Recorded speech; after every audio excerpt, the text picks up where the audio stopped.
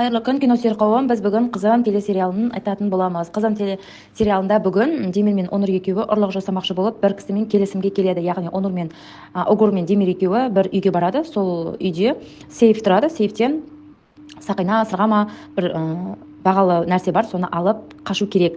Яғни соған келісім шартқа отырады.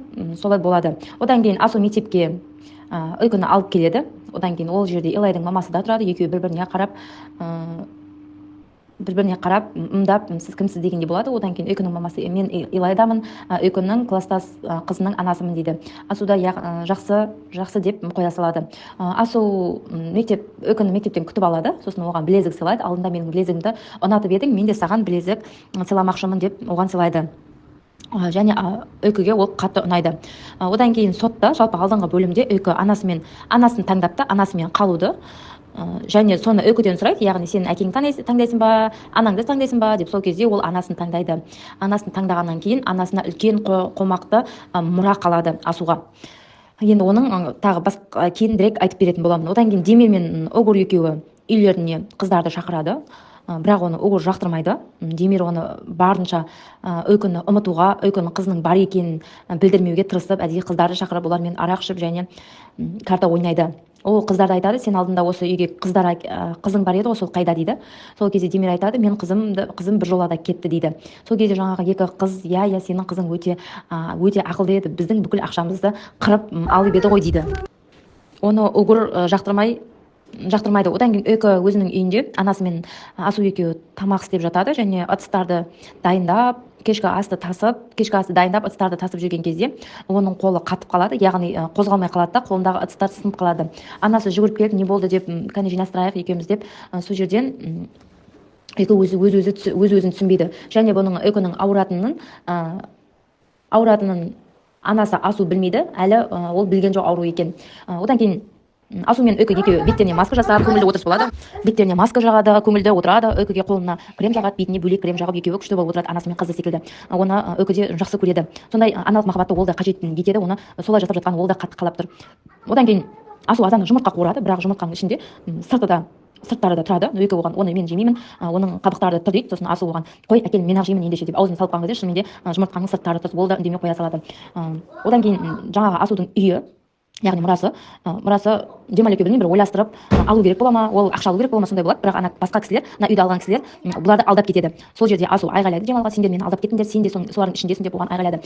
Содан кейін Өйкү ұйықтарда кітаптарына қарап жылайды. Әкесі үнемі кітап әкеліп беретін, оларға кітап оқитын, ертегі оқитын, сол кезде әкесін есіне алып қарап отырады. Одан кейін Асу Өйкүге айғайлайды, маған анам деп те, басқа деп те, Асу деп те айтпай ақ қой, енді сен маған керек емессің деген сияқты оған қатты сөздер айтады, менің көзіме көрінбе деген сияқты. Сол кезде Өйкү ашуланып бөлмесіне кетіп қалады. Одан кейін Огур мен Сергей екеуі кітапханада кездеседі. Огур оған Сергейге кітап алып береді. Сол кезде Демир де сол жерде болатын. Демир ол кітаптардың арасынан ертегі кітапты көріп қалып, Өйкү есіне түсіп қатты сол жерде қиналып жүрегі ауырады. Ал Онур мен Сергей екеуі махаббат болып жүр, сол кезде кітапты оған сыйлайды және Огур оның келші жақындашы маған деп бетінен бір сүйіп алады. Екеуі махаббат бекетінде жүр. Одан кейін Демир кітапханасынан шыққаннан кейін осы қалтасынан Өйкүнің заколкасын тауып алады.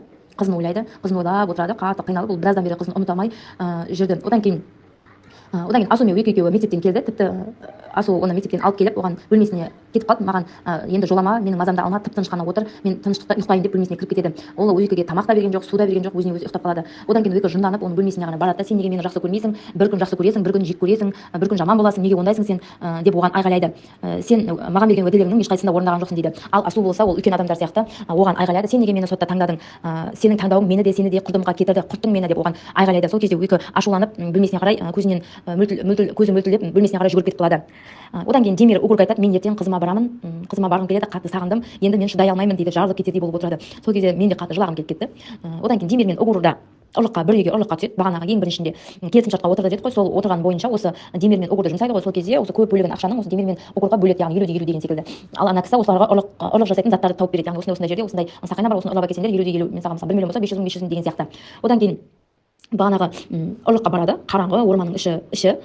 Ол кезде Демал оларға қақпан тұзақ тұзақ түсіріп қояды. Демир мен Угур барғанда ана затты жаңағы сақинаны алған кезде бөлмеден шыға бергенде бір кісілер оларды ұстап алып орындыққа байлап кетеді. Яғни мен сендердің аты жөндеріңді айтып қойдым полицейге, мен қазір біз бұл үйден шығып кеткеннен кейін сендерге полицей келіп сендерді ұстап алады дейді. Бірақ шынымен де оларды байлап тастайды. Сол кезде ана адамдардың барлығы кетіп қалады. Сол кезде ол екеуі енді не істейміз деп бір айғайлай бастайды. Сол кезде Демир айтады, Угур менің аяғымда, қалтамда өкінің заколкасы бар, соны шығаршы дейді. Сосын ол жаймен деп шығарайын деп жатқан кезде құлап қалады. Сөйтіп әйтеуір тырмысып жаңағы заколканы алып, нені құлыпты шешіп босап шығады. Одан кейін жүгіріп машинаға қарай жүгіреді, кетіп қалады. Одан кейін Демир мен Угур екеуі сөйлеседі, біз бұл жерден құтылғанымызбен бізді полицейге де берді, бізді тіпті аты жөнімізге де берді, бізді жан-жақтан іздеп жатыр дейді. Келесі күн сабаққа барады. Сабаққа баратын болады, бірақ азанда Асу тұрмайды. Оған қайта тұр Асу тұр, мен сабаққа кешіктім дейді. Бірақ ол кет деп айғайлайды. Сол кезде Өйкі жалғыз өзі автобусқа мініп кетіп қалады. Тіпті автобустың ішінде отырып, ол өзінің мектеп аялдамасынан өтіп кетеді. Ішіндегі автобус айтатын кісі, қызым, сен уже келдің, соңғы аялдамаға келгенде, бұдан кейін біз жүрмейміз, есікті ашып берейін, түсе ғой дейді. Сол кезде түсіп қалады. Сол кезде қатты қорқады. Барлық анасына, Асуға, Демирге звондайды, ешқайсысы алмайды. Ал Демир мен Угур ол кезде бір бөлек қонақ үйге барған болатын. Сол кезде телевизорды қосқан кезде Угур мен Демирдің фотоларын қойып, атақты ұрыларды ұстамақшы едік, бірақ олар қашып кетті деген жаңалықтар болады. Сол кезде екеуі апыр-топыр қаша жөнеледі. Одан кейін Демирге де Өйкі звондайды, бірақ оны алмайды. Ең соңында Жанданға звондайды. Жандан, әпке, мені алып кетші, мен адасып кеттім, мен осындай жердемін деп оған айтады. Сол кезде дереу Жандан шошып кетіп, осы Өйкіге келеді. Өйкіге келіп, оны мектебіне апарып тастайды. Оның және Асудың үйінің адресін сұрап алады. Үйіне келсе, Асу есікті ашады. Жандан Асудың үйіне келеді. Үйіне келсе, Асу есікті ашады. Сол кезде не үшін келдің деп оған ұрсады. Ал Жандан болса, Асу қайда екен, ойбай, Өйкі қайда екен білесің ба дейді. Сол кезде Асу айтады, Өйкі деген үйде ұйықтап жатыр дейді. Сол кезде Жандан айтады, сен не қуып тұрсың? Өйкі деген ол мектепке кетті. Тіпті мектепке барамын деп жолда адасып, басқа жерден түсіп қалды. Қорқып маған звондады, барлығына звондап ала алмады дейді. Одан кейін Асу оған айғайлайды, сен Демир екеуің ойласып алғансыңдар, менің мұра алғанымды пайдаланып, соны тартып алғаным келді ғой дейді. Сол кезде Асу айтады, жоқ, сенің қызың ауру, ол нимон пик деген ауру бар, соған шалдыққан, оған біздің көмегіміз керек, оның дәрілерін беру керек дейді. Сол кезде Асу оған сенбейді, сендер мені алдап тұрсыңдар дейді. Сосын Асуды Жандан ауруханаға әкеліп, жаңағы Өйкінің дәрігеріне жолығады. Ол дәрігер барлығын түсіндіріп, баяндап береді. Оған Асу сенгісі келмейді де, дереу ауруханадан жынданып кетіп қалады. Одан кейін жаңағы Жемал екеуі кездеседі. Жемалға айтады, Жемалға маған ақша керек, тез ақша бер дейді. Сол кезде не болды, не керек саған?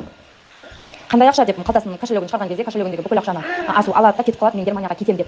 Сол кезде жаңағы Жемал айтады, мені енді екінші рет тастап кетпеші деп оған айтады. Сол кезде Асу, мені барлығын алдадыңдар, мені тонап кеттіңдер, енді мен не істеймін деп жынданып артқа қарай шегінбей кетіп қалады. Одан кейін Угур мен Демир екеуі КамАЗға отырып кетпекші болады. Сол кезде Демир тоқтап қалады. Сол кезде Угур айтады, сен неге тоқтап қалдың, жүр, әрі кетсе бір-екі ай ғана сол жақта боламыз, қашайық кетейік дейді. Сол кезде Демир жарайды деп кетіп бара жатқан кезде бүгінгі бөлім аяқталады. Бүгінгі бөлім өте қызық болды. Тіркеліп лайк басып кетіңіздер.